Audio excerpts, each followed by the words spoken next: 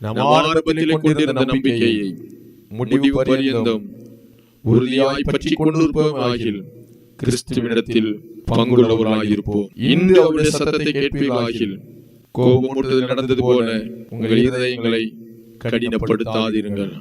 ஆண்டவர் மேல் வைக்கிற நம்பிக்கை நம்மை நித்திய ஜீவனுக்கு கொண்டு போய் சேர்க்கும். ஆரம்பத்தில் கொண்ட நம்பிக்கையை, ரட்சிக்கப்பட்ட ஆரம்பத்திலே ஆண்டவர் மேல் நாம் வைத்திருக்கிற நம்பிக்கையை கடைசி வரைக்கும் உறுதியாய் பற்றிக் கொள்ள வேண்டும். எத்தனை பாடுகள், எத்தனை போராட்டங்கள், எத்தனை சோதனைகள் வந்தாலும் ஆண்டவர் மேல் வைத்திருக்கிற அந்த விசுவாசத்தை நாம் உறுதியாக பிடித்திருப்போமே ஆனால் நிச்சயமாகவே கிறிஸ்துவினிடத்தில் நமக்கு பங்கு உண்டு. நான் ஒவ்வொரு நாளும் அவருடைய சத்தத்தை கேட்டு கீழ்ப்படிந்து அவர் நமக்கு நியமித்திருக்கிற பாதையிலே பொறுமையோடு ஓட வேண்டும். இலக்கை நோக்கி ஓட வேண்டும். பரமழைப்பின் பந்தய பொருளை பற்றிக் கொள்ளும்படியாய், அந்த பரமழைப்பின் பந்தய பொருளை பெற்றுக் கொள்ளும்படியாய் ஒவ்வொரு நாளும் ஆசையாய் தொடர வேண்டும்.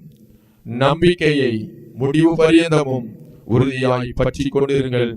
கிறிஸ்துவிடத்தில் பங்குள்ளவர்களாய் இருப்பீர்கள்.